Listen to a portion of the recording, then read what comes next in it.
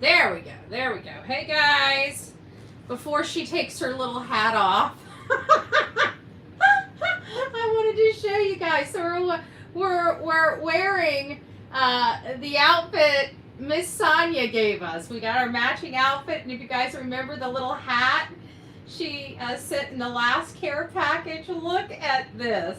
Tell me this is not beach ready.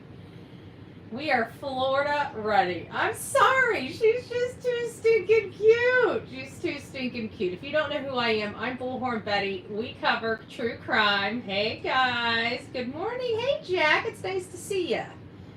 Football mom, Outer Banks, Lisa B. Always. Look at this attire right here. All Sonia. All Sonia. If you guys have not, hit her up. If you guys want a mommy and me day, look. Sorry, mommy's just excited. Mommy's just excited because you look so stinking cute. Okay. Okay, now you can sit down. Good morning. Good morning. I know. I was getting dressed this morning. I'm like, today's mommy and me day. And I forgot about this. Look, just the matching attire. Just the matching attire. So we got a koozie cup. Maybe if I can't set goals when I'm in this format for some reason. I can't set goals. I don't know why. But this is going to be for our next goal. When I'm in the office, we'll do a goal and see if we can get a koozie cup sent to somebody. So it's nice to see everybody coming in. Outer Banks, Jack, Football Mom, Lisa B. Always, Christy, Bookworm, Phil, Groovy Gal. It's nice to see you. Crystal Pistol, Adrienne. It's nice to. I know she is. She's a cutie pie. She's a cutie pie. Phil, Peggy, TD Dean. It's nice to see you. Veronica Truly. It's nice to see you. Panda Bear's mom, Carla, Mickey Shell. Hello, my love. I hope you're doing well. Missy Motormouth, Deanna, Kelly. Hey. It's nice to see you. So I decided to come early because I'm telling you, I'm utterly exhausted. I ended up waking up at 1:30 this morning, and of course I was wide awake and I'm looking into this guy right here, trying to figure out if they've captured him yet. You know, we've got 4 people that have been arrested for accessory after the fact charges. Here are the victims. This is Adrianna, Matthew. This is Cortney Rose and Braydon. These are sisters. This is their mom. This is the boyfriend, and that baby right there was the abandoned baby. And those are the 2 parents that have had that baby. I can't imagine how scared everybody must have been going through this. This guy should have never been let out of jail, no matter how you look at it. He's been in jail since he was about 16 years old. He clearly did not learn his lesson. He was a problem inside jail. He got serious charges while inside jail, and a judge gave him bail. And I'm just, with an attempted murder charge, I am just beside myself with the whole thing. But check this out, okay? This morning, like I said, I woke up ridiculously early. I didn't go back to sleep until probably around 5 or 5:30, may even have been as late as 6 this morning. And I did a lot of research, and we've been kind of back and forth. And I know it's minor information, but it's minor information that means something to me. And it's the car. You know, what car are they in? Because I'm trying to figure out how these idiots over here, are connected in this case. Because everything that I'm understanding, which again, this is just my understanding, and you guys are going to probably have to, hey, VA, it's nice to see you. You may have to correct me on a few things. So, over here is Brandon Powell, okay? We're going to start with Brandon Powell. He was like number 3 that got arrested. But he has been associated with Austin for a significant amount of time. He was the major supplier in the prison where Austin was imprisoned. And they were drop shipping this stuff in on drones. This guy here got caught. he got caught with everything. He got caught with the Mary Jane. He got caught with the pharmaceuticals that weren't really pharmaceuticals, were really street pressed substances that appeared to be pharmaceuticals. And they were drop shipping that stuff right on in to the facility. They also included Nintendo Switches, but the Nintendo Switches were just the shell. There was no guts inside. It was a phony Switch. So I believe that they were using that to hide substances and other narcotics. I had an opportunity to read an article from a guy that's in security that actually ran facilities like these prison facilities, and he was looking at some of the photos this guy was putting out, and he's saying, wait a minute, this is much deeper than a girlfriend himself. He's also stating that this goes all the way up to the warden, and the warden not doing the warden's job. And the senior staff in this facility, somebody, all of them possibly, I don't know. Only time I've seen something like this happen, it always has to do with money owed. Yeah.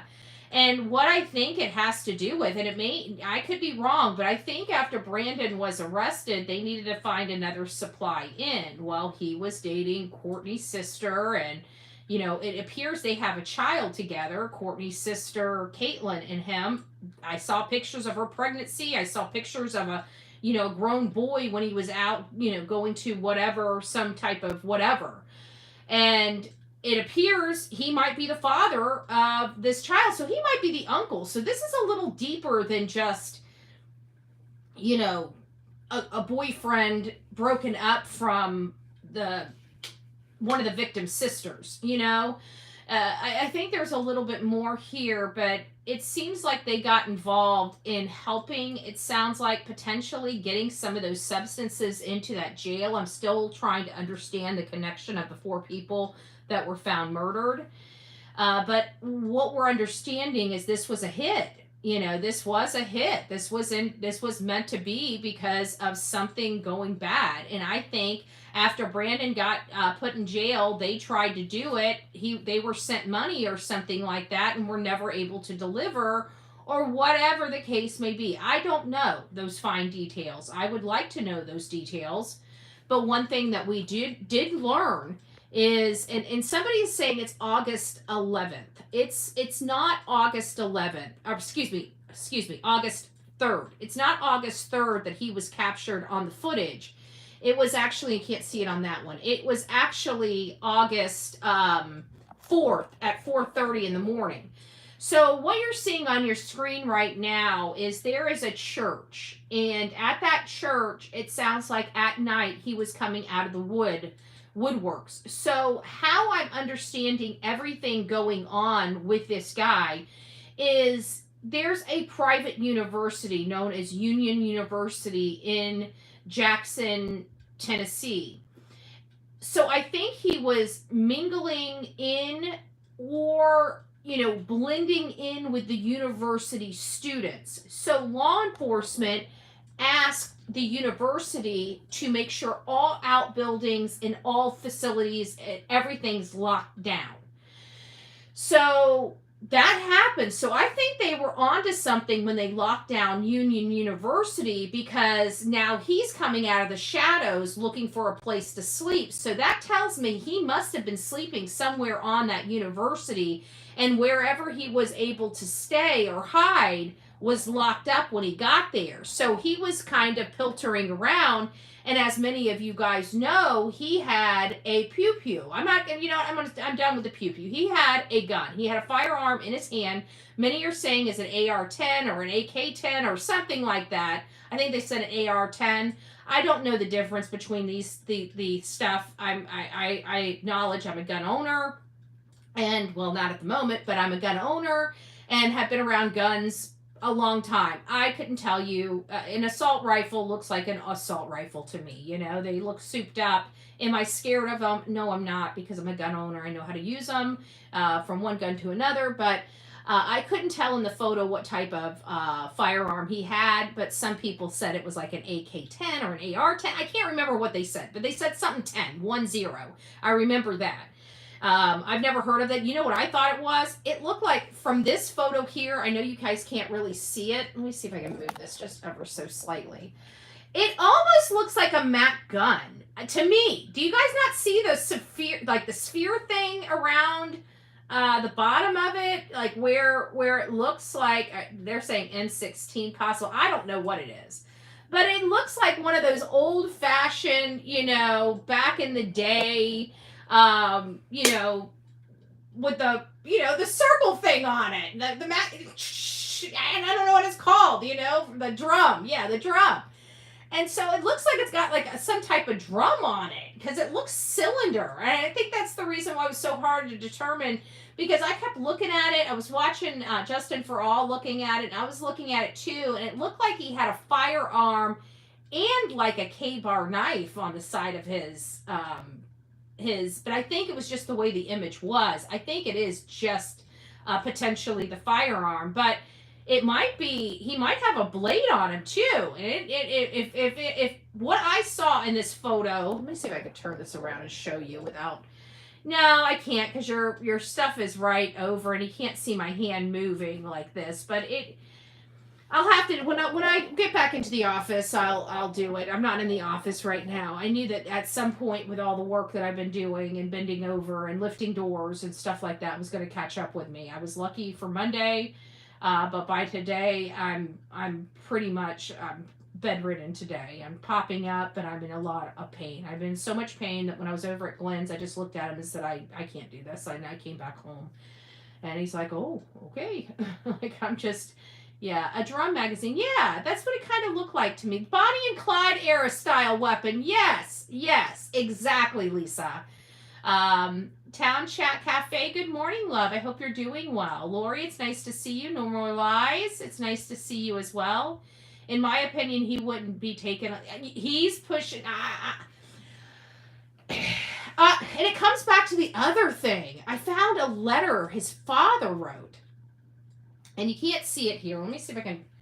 But it basically says, you know, there's no words that, you know, they're basically stepping up to the plate and saying, you know, they're absolutely devastated over what their son is accused of doing, and just they can't believe it. I mean, I think for the parents, they can't. I'm hard on them because I'm just angry, you know. And what I'm angry about is that he committed such serious crimes at such a young age. They never got him help. And then he gets out of prison and they throw him a party.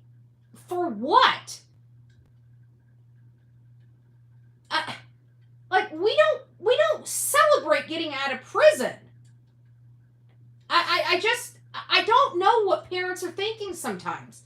But it shows me that they want to be his friend. And that's never a good style of parenting. I mean, I get some people, it works out for them. In my opinion, the people that aren't properly disciplined go one of two ways. They either go where they're so sweet and so worried about everybody else's feelings that they're filled with anxiety all the time, or they're just rotten apples and go to the other side, completely opposite of that. You know, the drugs, sex, drugs, and rock and roll.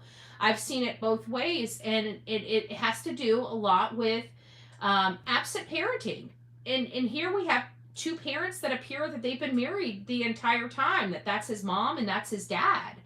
And if that's the case, then, hey, Angel, it's nice to see you. If that's the case, what triggered his bad behavior? And then it starts, you know, I start thinking about what could trigger it.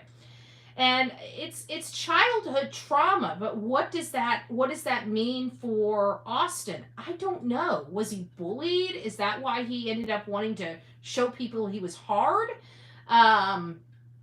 Was he SA'd by somebody that he couldn't tell? I mean, believe it or not, children act out when they've been abused. Could his parents have just been working so stinking much that he wasn't getting their time or their attention, and he just wanted their time and attention by any way possible, including, you know, poor behavior, you know, getting attention for poor behavior instead of good behavior. Tough to avoid the DP, yeah. Being your child's friend is not raising them. You become their friend after they're raised. Yep, I agree with that. I agree with that, you know.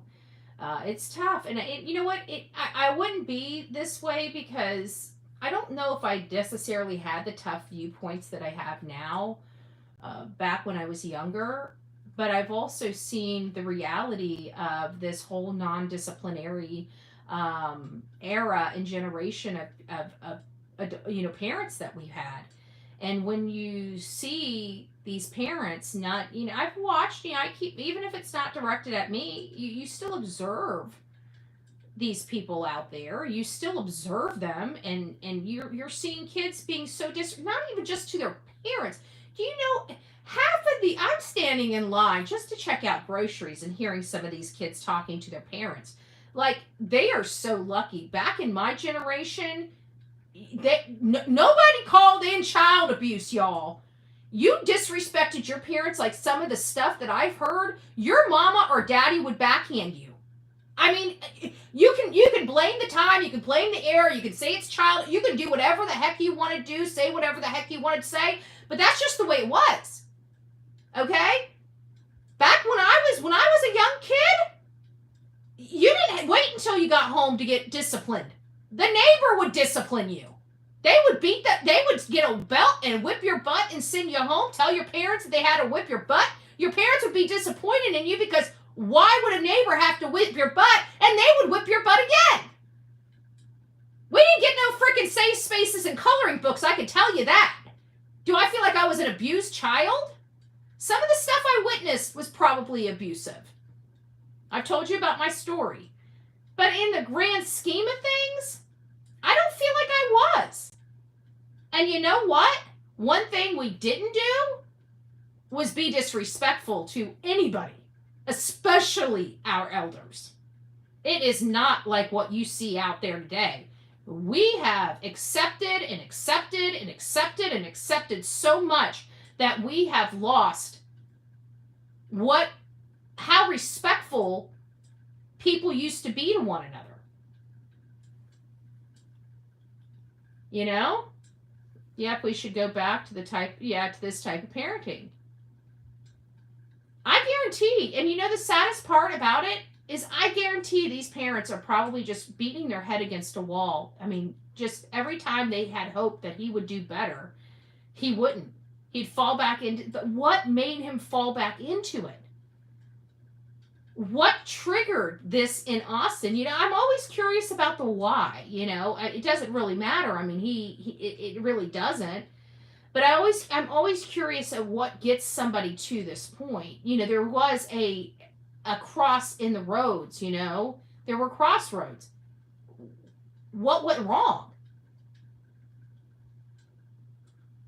And nobody's going to be able to answer that except his parents. But when I see parents throwing their adult son a party after doing a decade behind jail, I'm just what? I mean, and maybe I'm being too harsh because I have to think that if anybody's getting out of jail, people are going to want to see them, especially their family after getting out of jail. And I get that. But what a bad message it surely sends. What a bad message it sends. So here's some of the breaking news information that I think might be fairly interesting. And I don't think it's on this one. So I'll just get my little thing back up so we'll have something behind us. I've been going through reading all the articles again because I watched a news clip talking about this person believes that it was the Audi. Well, I read another article and now it has me questioning that. I can't remember which article it was. Again, it was way, way, way too early this morning when I was reading it. But the person remember seeing it started out as a white vehicle, and by last night, they said that it may even have been an SUV. And that changes things a little bit. Because we know Cortney Rose was driving a white SUV. So could the whole situation around the abandoned baby be something a lot different than maybe we think? BHB, I'd let you babysit my kids. I don't know. I told Olivia, you know, when she has kids, I'm happy to babysit, and I will babysit free of charge. But I'm also going to be sending them home loaded on sugar and with a bullhorn. you might want to check your. I don't know if you could handle me babysitting your kids. I'm just saying. We're a loud bunch. We're a loud bunch. Sorry, I don't believe in. Some people don't, and that's fine. And usually, a lot of people don't believe in corporal punishment because they truly were abused, you know. And I can understand that. But I absolutely think disciplining children are an absolute necessity. But I absolutely respect anybody's right to raise their children how they choose, how they see fit, as long as it doesn't affect the rest of us. When your parenting starts affecting, you know, the society around you, well, then yeah, I think people have a right to say something, you know? And this is a situation where this family's son, Austin, was starting to, you know, their parenting was starting to affect people around them because he was running footloose and fancy free. He was doing whatever the heck he wanted to do. He was out robbing stores and gangbanging. Oh, he's a teenager. Okay, there's no reason why the parents didn't have control or the ability to have control to keep his butt and send him to boarding school. There were 1,000 things that they could have done, and they let this boy run wild. So I don't even want to get into the parents. I feel bad for them slightly, but you know what? They're going to be blaming themselves for the rest of their life and going through every single thing that they've done to raise their child, and going to be asking themselves, you know, what could they have done differently? I'll say it like this: in everything, whatever you were doing, I'd do everything the opposite. Because this guy felt the need. His I can guarantee his psychological profile is pretty involved, but pretty basic. You know, for whatever reason, he was always seeking attention, and there's a reason why somebody is always seeking attention, especially at the age group he was. I look at those things because I know that I was getting in trouble at that, and that was because there was a lot of stuff going on in my home, including domestic violence. And that was really affecting me in my teenage years. Is that the kind of household he was growing up in? I mean, were there things that these parents weren't doing and telling people, the rest of the world, and acting like this is just their son? I mean, you know, I always have to look at even the suspect and find out, was this an outlet for him having some, you know, pent up childhood trauma stuff? It's possible.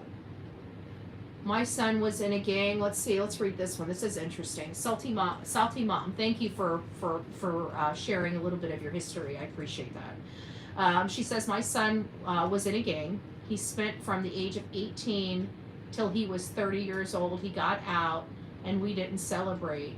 We went to get a job. That was in 2007. That was 2007, and he's still at the same job and married. Well, that's being a parent. Thank you, Salty Mom. And I hope more people, and this is why we do this, you know, nobody wants to be called a bad parent, right? Sometimes I do things because I like the stigma, you know, when people are saying, whoa, I'm not doing that, you know, that's kind of the reaction I want to get. And you know, I do things for purposes, but, you know, I feel bad for these. Don't think I'm heartless. Like, these parents, you know, had a child, and their child turned out to be a really bad dude. And they've got to live with that. You know, they're victims of this too. But, you know, just because they're victims of this doesn't mean they didn't contribute to it. I've been sitting here talking about these four up here. They didn't deserve what happened to them, but I haven't been shying away that these are not angels. You know, they lived a high risk lifestyle. They put themselves in a bad position. And they probably put themselves in that bad position because of one of their family members, predominantly Caitlin, that, they were tight with. And this was a staple, a family member in all intents and purposes. But remember, in a gang member's world, the gang is king. Everything else comes second nature. Everything. And trust me, women and females and women, they're at the bottom of the totem pole in these gangs. So if you're hanging around and thugging around, trust me, you ain't shit. I'm still dumbfounded that people would do that. I have no room to talk. I was associated with some bad dudes until I pulled my head out of my ass. But when I did, I heard the pop, and guess what? Never again. I survived a high-risk lifestyle. These people did not. There are a lot of us that, by the grace of God, thank you, Sonia, I can't put up any type of goals on, for whatever reason, when I'm live like this. I don't know why. It's just it's a thing with them. So if you guys want to participate in the cuss jar, have at it. Have at it. I don't have the buttons in here. It's going to drive Sonia mad. Maybe we should come in here a little more often. I got excuses. I don't have to have accountability. I left the button in my mouth in the other room, right? I am. I believe, you know what? I'm still not over Sonia bringing a cuss bucket into church. Like, she wanted to make sure that God, the pastor's wife, she wanted to make sure I was well prayed over. Everybody knew who the sailor was.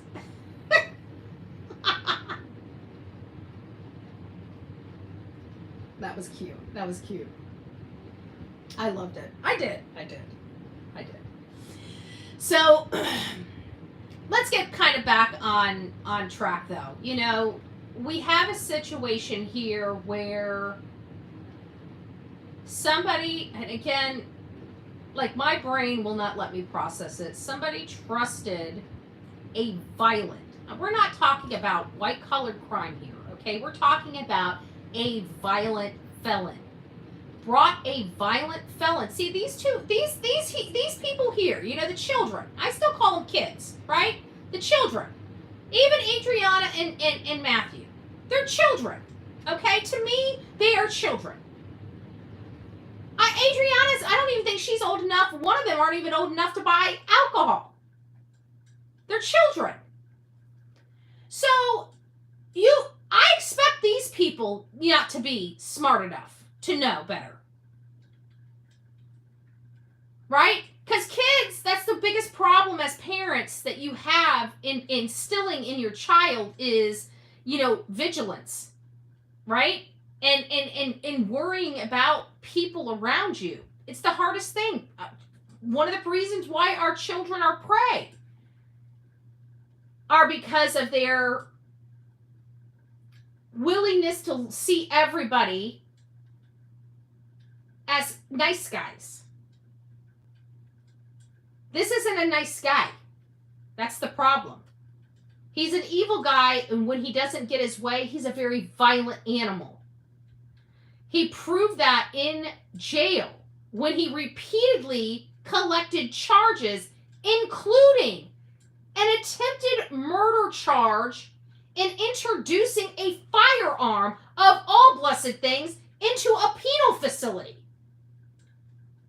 What in the world did the courts think he was planning on doing with a firearm? And if he had the balls to bring a firearm and smuggle a firearm into a jail, was he really safe enough to be out there in the community of Tennessee? I just, like, the idiocy. of this. And our judges have to stop. We're not living in the world where they were getting their law degrees. We're living in the world of 2025 where there are true animals that live among us that have to be behind bars, because when they live with the rest of us start losing our life because they have no self-control. Is there any true information about the 15-year-old brother being involved? I keep hearing it. And are you talking about his 15-year-old brother? Does he have a 15? I guess they would probably. I mean, I don't know why I wouldn't think he would have siblings. But I guess because I've never heard about his siblings, I never even thought to ask. Pretty dumb of me, but it's the truth. I haven't even thought to ask. Great question. I do believe it was due to. I get it, Angel, but you know, do you think that the family of these 4 people care about overcrowding? Why are they overcrowded? Because they have poor management skills in the state of Tennessee, which is trickling down to their law enforcement and very high crime. They're just a day late and $1 short. They just can't seem to get their act together. And I feel like I'm watching the state of Tennessee like a freight train hitting a concrete wall over and over and over again. It's frustrating. People calling him yeah, he is dead, for Pete's sake. Let him rest in peace.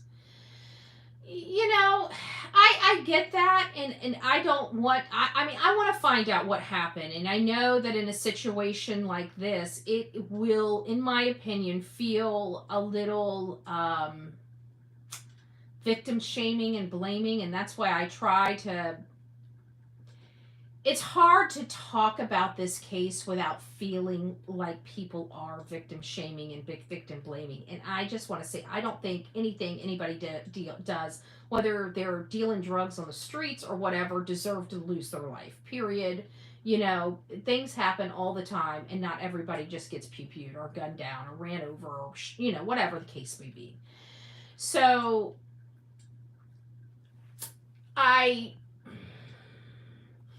I get that, but we can't hide from the truth.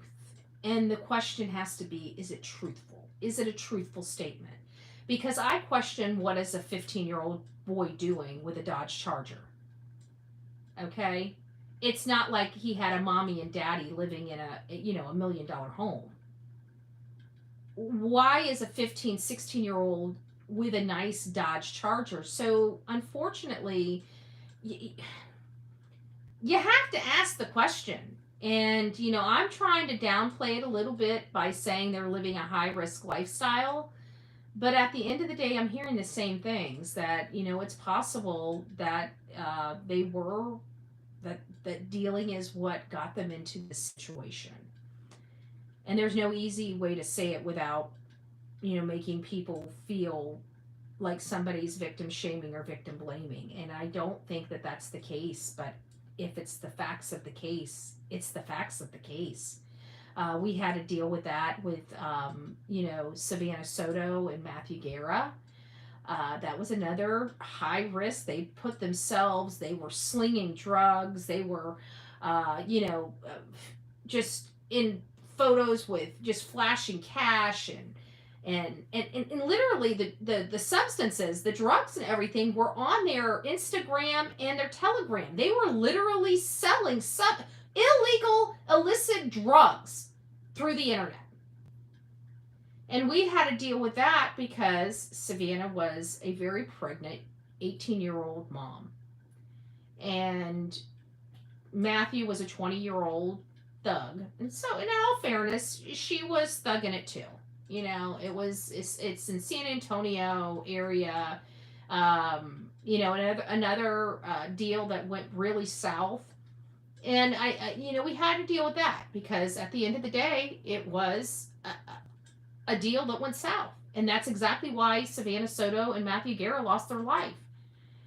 So I know sometimes, Dee, it feels like it's victim shaming. Maybe some people are. I didn't watch the news segment, and I know it's a sensitive topic because you're looking at these beautiful faces and you're like, they didn't deserve this. And I agree with you. They didn't deserve this.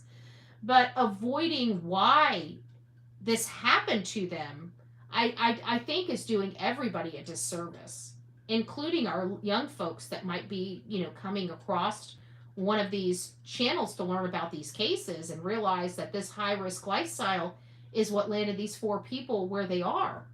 Not that it's their fault.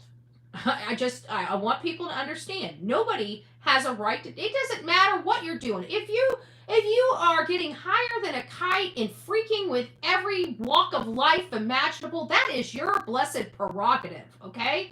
You're getting zero judgment. I feel bad for you. I know your struggles, but it's your prerogative. You get zero judgment from me. But at the end of the day, if that is the kind of lifestyle that leads to your untimely demise, then, we need to explain that so somebody else doesn't get the wild idea of, doing this and meeting their demise.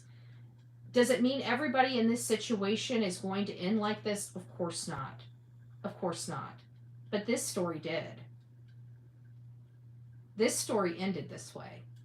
And there are plenty more right around the corner. And this is not the first time that something like this has happened. This is not going to be the last time that something like this happens.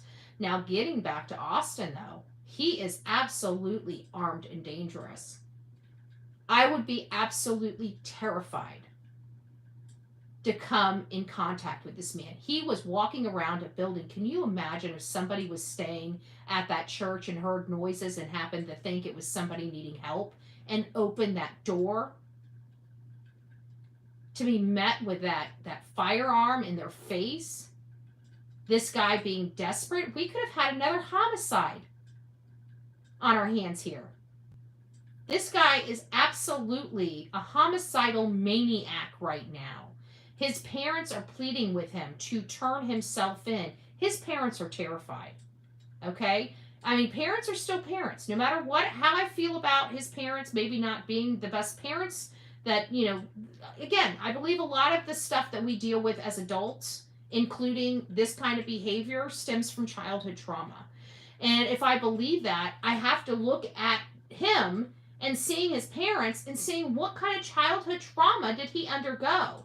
Because the only time I see acting out in this degree at such a young age is childhood trauma that really needs therapy, and everybody's turning the other cheek. But if we find out that this guy was SA'd by a family member or somebody else, I wouldn't be surprised. Because something seriously happened in his life that made him feel he needed to show people he could take care of himself. He was hard. He needed people to see him as this hard person. Usually something like that happens because they were abused at such a young age. They were powerless. And when they get up, it's a coping mechanism. I've seen it before. Does it mean that that's the case here? No, it does not. But I would like to explore that aspect of it because I feel like he was abused somewhere along the line, because I truly believe when people act like this as an adult, they truly have some major childhood trauma and baggage. And until you root that out and basically have a come to Jesus, you will always be spiraling because you never have closure to that aspect of your life. Some people go years without realizing that they even have problems, and they still have and carrying around that childhood trauma and baggage. But the good news, he's in Jackson. I'm absolutely confident they have him cornered. He is treed. He's moving at a slow pace. It appears he's moving at night. That means they need to find wherever he's finding a place to hunker down during the day. It doesn't appear he's moving around during the day. If he's at that church at 4:30 in the morning on August 4th, then he is moving around at night. He's moving around very slowly. Okay? He's basically across the street from where his car is 2 days later. Okay? He's very, it's just a matter of time. He's finding a place to stay low. Do I believe anybody is helping him at this point? No. I don't. I believe anybody he may have called or tried to reach out to is telling him to stay the F away from them. Don't come around here. Do not come around here. So, in Sarasota area, feels like 111. I'm staying in. My back is killing me. If you don't know, I had to change out the hinges on my front door. It's a long story. I'm not going to go into it. I would like to curse my ex-husband, but God bless him. Whatever. And so I did that, but I'm also trying to do the front flower bed, and I can't figure out why nothing is growing in the flower bed. And I figured out why nothing is growing in the flower bed is because under about 3 inches of dirt, there is about 6 inches of nothing but rock in the flower bed. So until all of that rock is removed from the flower bed, it's never going to grow. Or I'm going to have to dump another 6 inches of dirt on top of it in order to get anything to grow. So all that's been able to grow in that area is weeds. Why? Because there's rocks. And they look like gravel rocks. So I'm thinking somebody must have had a planter bed there and filled it up with rocks, and whatever happened, and over time they pulled it out or just covered it up with some dirt, and they just left it. And when we moved in, we only did that one little thing by the front door, and I never understood why Vince never went any further with the flower bed other than that just under the living room door, because I wanted the flower bed all the way down, and now I know why it was, because he didn't want to have to dig through all the damn rocks. So guess what? I want the flower bed down, so guess what I have to do? Clean up all the blessed rocks. Yay me. So I was out there and I was thinking, okay, this is only just maybe one layer of rocks here. No, it's not. That's how I realized it was 6 inches down. I filled up I have a huge, I would say it's 1, 2, maybe 2.5 to 3 foot wide by 18 inches to 20 inches. 2 to 3 feet wide by 1.5 to 2 feet. Whatever. You guys, long and then wide.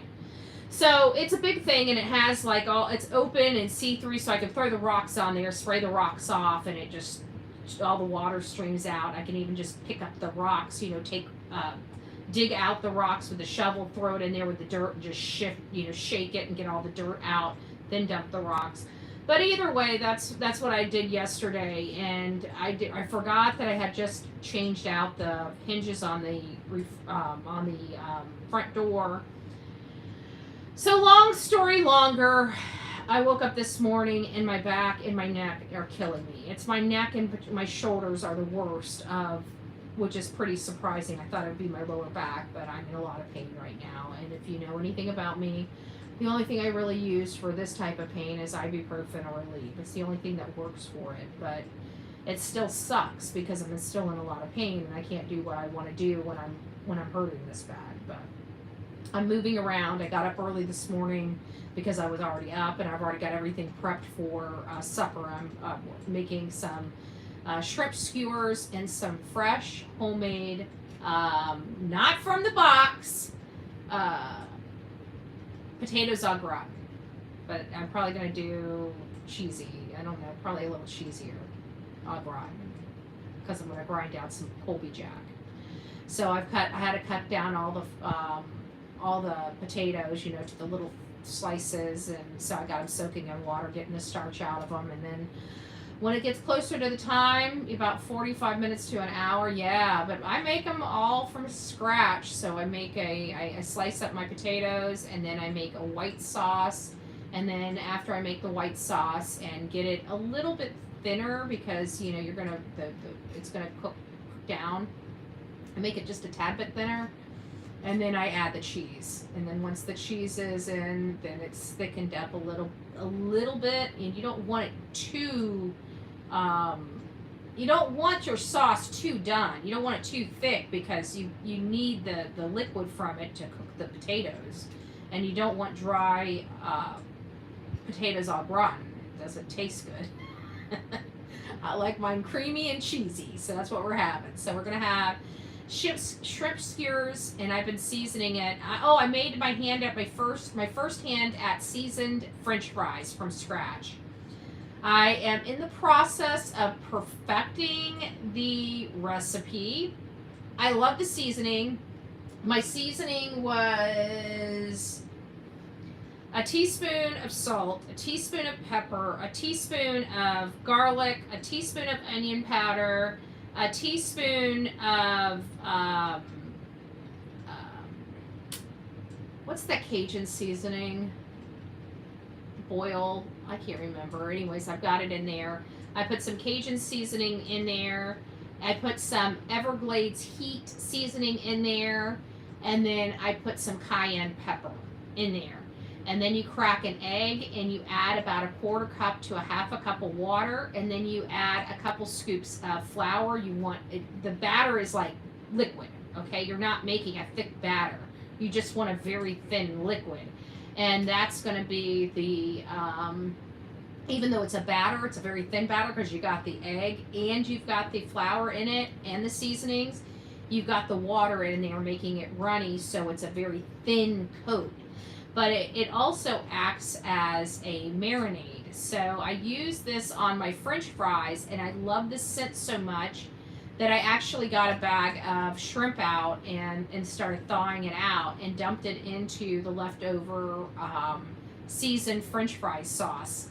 So I made my seasoned French fries, and they were delicious. The flavor was there, but we need to figure out how to have fresh cut French fries that are crispy, not just tasty. But one thing I'm noticing is fresh cut fries are a little soggy. And they're fresh. So I want to find a way to naturally change that. But I'm trying to go kind of all natural. I've been trying to stay out of the processed food generation in stores and in restaurants. And I've been really trying very hard to use all natural ingredients and making everything. I even had my hand at making potato chips, guys. Now, the potato chips, the air fryer. I don't have an air fryer. I wanted, maybe that's probably the healthier option because I'm still using vegetable oil. And I know vegetable oil is not necessarily the best oil to use. But that wouldn't be, yeah, make some baked fry. But anyways, I wanted seasoned fries, you know, like the seasoning from like Checkers. I love that seasoning. But I didn't put enough. I didn't make the batter as floury as it called for those. I wanted it a little more runny because I wanted the flavor in the fries, but I didn't want them to appear floured fries, and it turned out great. I also noticed that maybe it has to do with the thickness of the fry too. The thinner the fry is, the more crispy it gets. So there is that. Buddy, are you going to Trader Joe's? There's a brand new frozen fry. They are just that one ingredient. Oh, I like that. I think people need to be starting to make, you know, more natural stuff. I'm so sick of reading labels and looking at something that looks like they're about to pump, you know, freaking, what are they? Embalming fluid. Are we eating embalming fluid? You know, I don't know. I see these names and I'm like, did I just read that? Wasn't that on a pack of cigarettes once upon a time? Like, you know, I'm sorry. I just don't like it. I don't understand why we can't just know what we're consuming. You know, why we're consuming. Wow, we got off on a major tangent on that one. Now we're talking about food and food labels. Anyways, we have a manhunt underway right now out of Jackson, Tennessee, and they are looking for Austin Drummond. One thing I can tell you is he did change his appearance. His hair is about the same. It's shaved, but he looks clean cut. So that's why they've been passing around the photo of him without any hair on his face is because I think that's more in line with what he looks like. He is in Jackson, Tennessee. He was at the church. I think I've got a photo of around the area of where he was. This, I guess you can't really see it. Let me see if I can move out of the way. Yeah, I think it's off the grid. But I think this right over here is where the church was that he was. He was right off of Pipkin Road. And that's where they ended up finding, or I can't remember if this right up here is where they executed the search warrant in the apartment, or if it's where they found the car. And I'm thinking it's where they found the car because I remember Justin for All asking if it was a dead end road. And there's a dead end road right here, and there's a dead end road back here, and this is Wellington Cove right here, and this is Wellington Drive. So, I don't know what this represents, but it represents either the apartment that was raided or the car that was found. And right here, I know it's not, let me move that out of the way. Right here where my head is, this is the church. This is the church that he was, so he's not very far is what I'm saying, you know? And I told you that if he's on the run, typically these people don't get very far. Now, if these people were going to help him after the fact, I would have assumed that they should have got his butt out of the state. But they didn't. So now they've got all these charges for trying to help him, and they didn't really help him. Now he's a freaking sitting duck in a very tight, contained area. And I truly believe they are going to find him. It's just a matter of time. But my biggest concern at this point, y'all, is those students over at that Union University, that private university. They've been in kind of lockdown. I would really like, until this thing settles down, them closing that campus. If that campus is open, tell the students to do classes online for the next few days until this guy is out. How do we know one of those students isn't in their dorm being held hostage? You know, this guy's somewhere, and there's a university right there, and there are a lot of people. Law enforcement hasn't, you know, I don't think they've misrepresented this at all. This was a targeted incident, but there is no way you can tell me that this man is not a threat to the rest of the community out there. He is absolutely a threat. He is armed and dangerous, and he does not mind taking another person out, in my opinion. I'm surprised he hasn't done a jacking or a hostage type of situation yet. You know, is it coming? It might. This guy is going to be running out of options. He's already starting to get desperate. Did you guys see how he was acting around there? He was nervous. He had no place to go. He was out of luck. Okay? And that is it's a good place for him to be tactically and strategically, but it's a very, very, very poor place for him to be when you are an unarmed community member. Keep your doors locked. Keep your cars locked. If you're one of these yahoos, I'm going to call you a yahoo. I love you, but don't be one of these yahoos. If you leave your car key in your car, I just want to remind you how stupid that is. I don't care how convenient it is for you. You don't need to be giving this quadruple homicide a free vehicle and a free ride on your dime. And you don't need to become a victim of his because you choose to keep your key in the car. And when you pull up, you just get out of the car without locking it. And then when you get in there, now you put yourself in a very harmful situation. All because of laziness and not wanting to take... Alcoholics is captured. Captured. We're hearing captured. Hold on, guys. Alcoholics saying captured. Hold on, guys. We're hearing captured from a reliable source. Hold on, guys. Are we sure about that? Are we sure about that? Austin Drummond.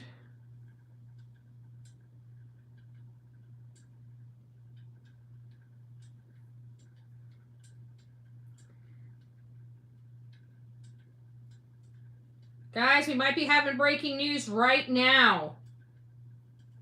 We might... we got it, baby! Y'all, it is official.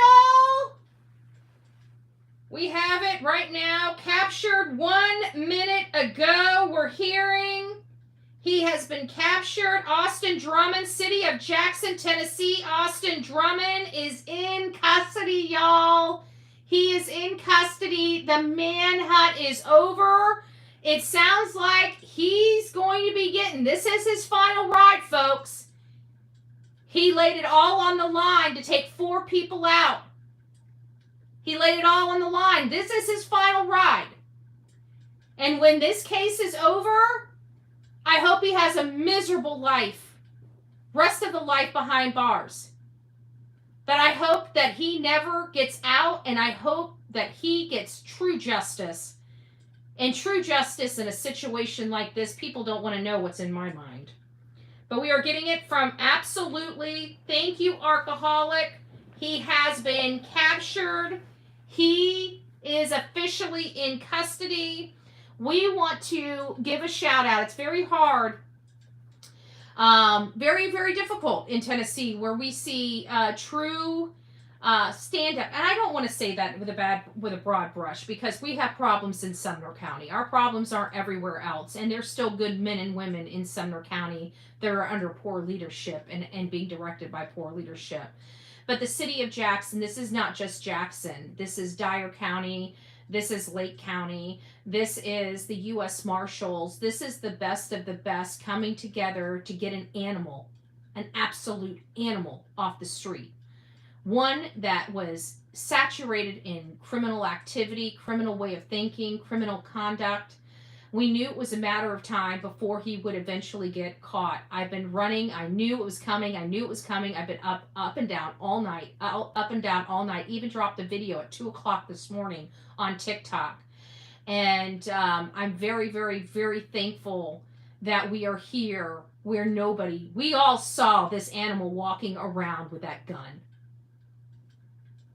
I know that there are people that watch this show that are in Jackson.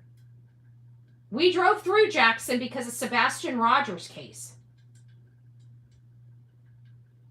So this has affected a lot of people, a lot of great people. But we have to start being transparent. We've been talking about this level of corruption going on, Good Old Boys Club in Tennessee. I truly believe that this was not what we were dealing with when we were dealing with the law enforcement that came together to capture Austin Drummond.